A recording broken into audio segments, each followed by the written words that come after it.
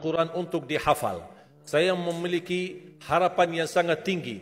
InsyaAllah Indonesia, sepanjang apapun kegelapan, sepanjang apapun kegelapan kezaliman, sepanjang apapun kehilangan keadilan, InsyaAllah akan datang satu saat terbitnya matahari adil.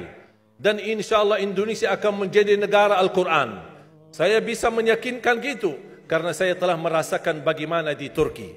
Turki negara sekuler yang ratusan tahun serangi Islam, ratusan tahun menabaikan Islam, tidak boleh kumandangkan azan dalam bahasa Arab, tidak boleh ada rumah tahfiz, tidak boleh ada pesantren, tidak boleh belajar agama, tidak diberikan anak-anak kita bisa belajar dengan sendirinya Al-Quran. Semuanya dilarang dengan keras, bahkan terancam orang-orang yang melanggar aturan itu.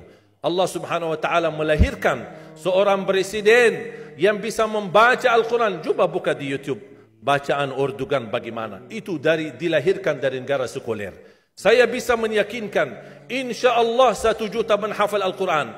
Dan Bapak Ibu mudah-mudahan masih punya umur akan mendengar pengumuman besar. Imam besar salat Idul Fitri dan Idul Adha sekaligus khatib adalah Presiden Republik Indonesia menghafal Al-Quran. Itu yang saya yakini. Dan saya tidak pernah merasa lelah. Dan saya selalu berkata sama istri, kalau saya mati itu pun karena saya bersama Al-Quran. Wallahi jamaah sekalian, yang bersama Al-Quran tidak akan merugi. Berkah rizkinya, berkah umurnya, terjamin kebahagiaan. Allah Subhanahu wa taala hanya minta satu, berkenan bersama Al-Quran di dunia. Apa yang kita dapat? Apa yang akan dibalas?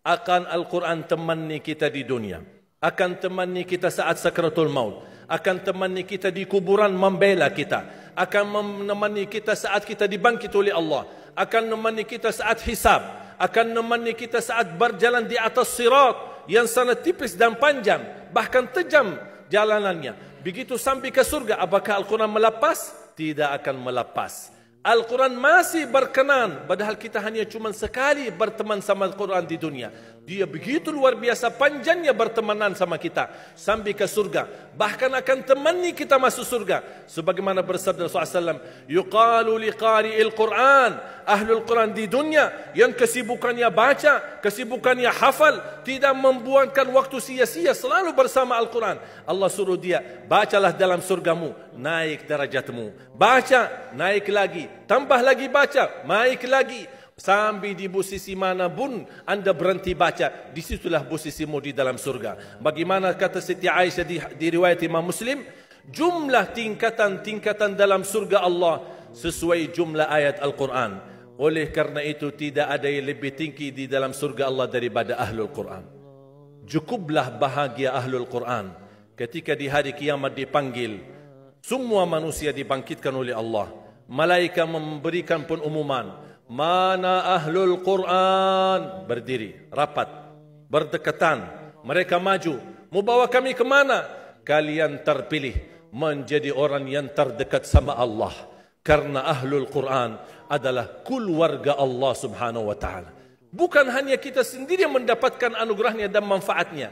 Semua keluarga kita, termasuk orang tua kita dan orang yang ada di sekitar kita. Makanya jemaah sekalian, kalau anda gagal penghafal Al-Quran, anakmu pun gagal penghafal Al-Quran, jangan sisahkan walaupun saham menjadi saksi baik di hadapan Allah. Ya Allah, saya belum hafal, anakku gagal penghafal Quran, tapi insya Allah hartaku, usahaku, pikiranku, tenagaku bisa terus memperjuangkan Al-Quran. Apa saja, ya Allah, insya Allah menjadi saksi baik. Dan nanti di hari kiamat, insya Allah kita bersama Ahlul Quran mendapatkan syafaatnya Al-Quran di hari kiamat. Kita sangat membutuhkan ayat-ayat yang dikumandangkan ketika meninggal dunia. Insya Allah setiap satu huruf akan disalurkan 10 kebaikan. Mudah-mudahan semua yang hadir diberikan kemuliaan dan keanugerah dari Allah menjadi Ahlul Quran, penghafal Al-Quran, penghayati Al-Quran, para pencinta Al-Quran, berakhlak-akhlakul Quran. Ya Allah, aku mohon atas izinmu ya Allah, kami bersama-sama bertemu di masjid ini. Berilah kepada kami kemuliaan bersama-sama bersama Ahlul Quran di dalam surgamu ya Allah, ya Dzal Jalal wal Ikram, ya Arhamar Rahimin, ya Arhamar Rahimin. Anugerahlah kepada kami anak dan keturunan penghafal Al-Quran, anak dan cucu penghafal Al-Quran yang mampu menjaga nama baik keluarga kami, yang mampu membanggakan kami di hadapan-Mu hari kiamat, yang mampu menhadiahkan mahkota untuk kedua orang tua kami. Birahmatika ya Arhamar Rahimin. Ya Allah, maafkan kalau kami tidak berhasil menjadi penghafal Al-Quran. Tapi ya Allah, kami kurbankan nyawa kami, harta kami, usia kami, tenaga kami, pemikiran kami, ilmu kami untuk Al-Quran, agar Indonesia ke depan menjadi negara Al-Quran, agar Indonesia menjadi contoh terbaik untuk mata dunia, agar bisa kita melahirkan. Karena saya meyakinkan ya Allah, dan kami semua meyakinkan, terjamin masa depan Indonesia baldatun tayyibatun wa rabbun ghafur kalau selalu bersama Al-Quran. Ighfir lana wa liwalidina wa li jami'il muslimina wal muslimat wal mu'minina wal mu'minat al ahya'i minhum wal amwat. Rabbana atina fid dunya hasanah wa fil akhirati hasanah wa qina adzaban nar. Wa sallallahu ala sayyidina wa nabiyyina Muhammad wa ala alihi wa sahbihi wa baraka wa sallam. Walhamdulillahi rabbil alamin. Subhanakallahumma wa bihamdik, ashhadu an la ilaha illa ant, astaghfiruka wa atubu ilaik.